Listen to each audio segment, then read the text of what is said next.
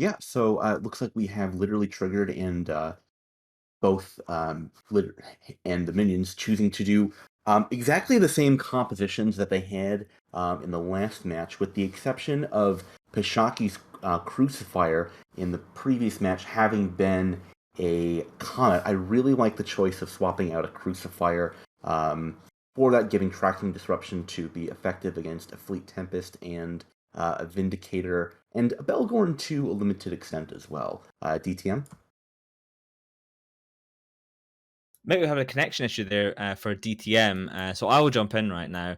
Um, yeah, I mean, everything you say, I completely and utterly agree with. DTM's just dropped off, so he's definitely got a connection issue. Match has got 8 seconds to go to get underway. We've seen this match before. Both teams basically bringing what they think is going to win. I'm interested to see how this Balgorn Vindicator combo does, though. What do you think, moderator? Are they just going to brawl in straight away, or do you think there's going to be some kiting going on? Well, I mean, it seems like the teams have answered that question for us. We see that the Vengeance and the Confessor have already gotten on top of the Vindicator and tackled Trinity Weaver. Vengeance, unfortunately, burning out past and slingshotted himself. The Fleet Typhoon, or Fleet Tempest rather, of Zardik is burning into the Typhoon of J.A. Loyas, and it seems like this match is going largely the same way that we saw the previous match, with I want to say some of the same mistakes in execution, possibly. Yeah, so the Confessor and the Vengeance, just a huge amount of E-War on top of them. I mean, look at the size of that control bar there for the minions. But they are tanking well. So Park Bank in his Guardian got all these reps on it. They've got probably a cloud of rep bots surrounding them right now, keeping them alive. Meanwhile, the Purifier this time going down for the minions, or was going down for the minions, now being ripped back up, but removing that from the field could be a good decision for Literally Triggered this time, because getting that off the field is a huge amount of damage. But that Fleet Tempest of Zardath is just kind of chilling in high shield. Like, at the moment, it's Literally Triggered are in not a great situation. Yeah, that Vindicator and the Tempest fleet issue are sitting on top of the Typhoon of J. Aloys at 0, and unfortunately, Crucifier tracking disruption doesn't really matter too much when you're a battleship hitting another battleship at those kind of ranges. Um, Zardak is taking some damage, but just JA is just going down. I want to say so much faster, but we see a damage swap onto Ragnar Ragnarsson, quite the Viking name in his Confessor, and he may well have a Viking funeral as he's getting burned down his armor. At the same time, Jay Aloy is dropping down into hull and spiking. Parkbank has been an excellent pilot, but he's going to have to choose one of these two to revive here, and it looks like it's going to be JA that gets sacrificed here. Yeah, I think that's a bad decision. I think he has to put everything onto the Fleet Typhoon and sacrifice that Confessor right now. If they keep that Fleet Typhoon alive, they might be able to still break something. But I feel if it goes down, it's going to be just not enough damage because they're already struggling. Both Deacons, though, of the minions, I've got newts on them, so they're going to be potentially struggling under cap. Um, oh god, it's so close. J has got a sliver, an absolute sliver of structure. Now he's got none. He's dead. So there you go. Can they still break Zardas? I don't think so. I think this might be it Yeah, for Literally Triggered. it appears that the Confessor has dropped as well, and I mean, I almost hate to say that it's just going to be the kind of the same mistakes and everything played out, but you really do get a kind of a sense of deja vu when literally Triggered chooses to go once again with Fleet Tempest, and with those, sorry, um, literally Triggered actually going with Typhoons here. I gotta kind of wonder, do you have to go rapid heavies every match? You know that the minions have been liking these battleship cores. Do you choose to maybe swap to cruises? Do you go torpedoes to try to push damage? I mean, you can't just keep running into the same thing and not changing up your game plan at Yeah, all and I just mean, getting walled like this. I feel like if you're winning with it, then stick with what you're doing well. You know, we see that a lot of times. Sometimes teams they're winning and then they out meta themselves and they try and pivot last minute, thinking that they're being smart because everyone knows what they've been winning with, and they just end up losing.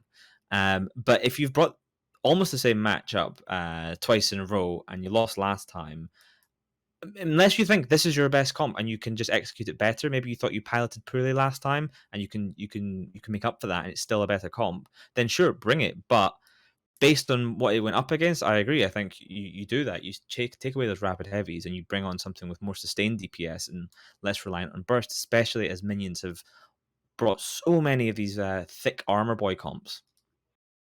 Yeah, I mean, this has kind of been the bread and butter of the minions throughout. You got to imagine that is something that they're rather comfortable with.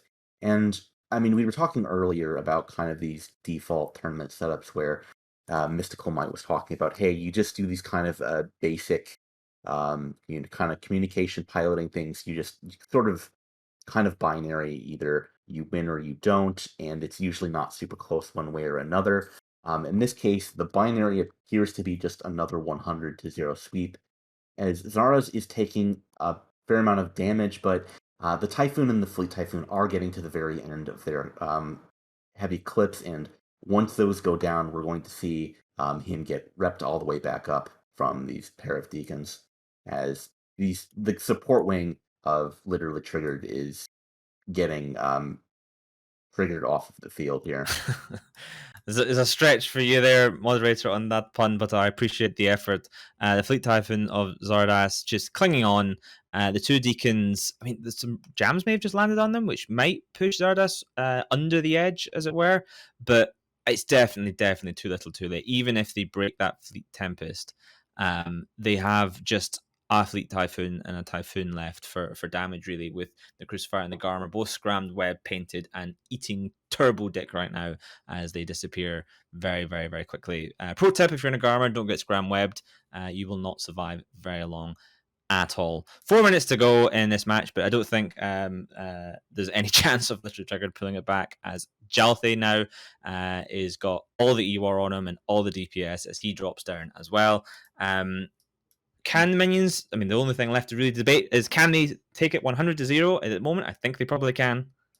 Yeah, unfortunately, Typhoon fleet issues, even with their heavy missiles, you still kind of need tackle onto something, and the Pontifex has is just surviving, keeping range, trying to just keep the links up for those pair of Typhoons. But we see Jathri now dropping down into rather low armor. Zardas is just been hovering around the same amount of armor for the last minute and a half, being sustained by those Deacons, as the Typhoon hit his reload about 45 seconds ago.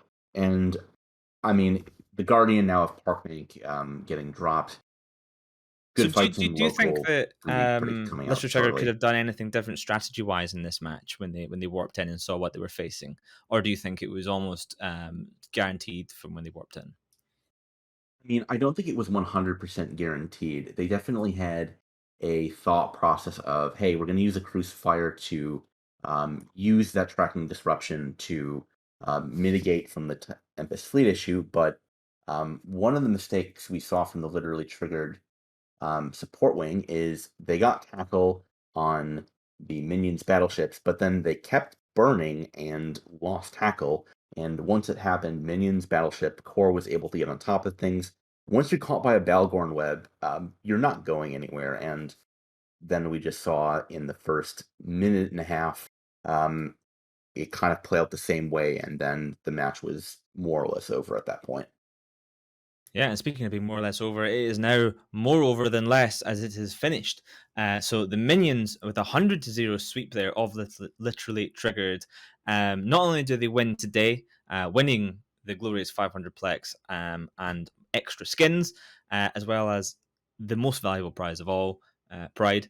They top the overall tables for the entire series of Eventies 8017 Open series, definitely securing themselves a spot.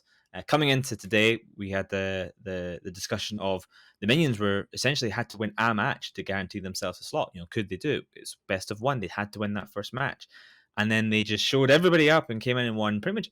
Well, not pretty much. They won every single match they played in today. But let's just toss it back to the studio, and we'll talk about it a bit more there.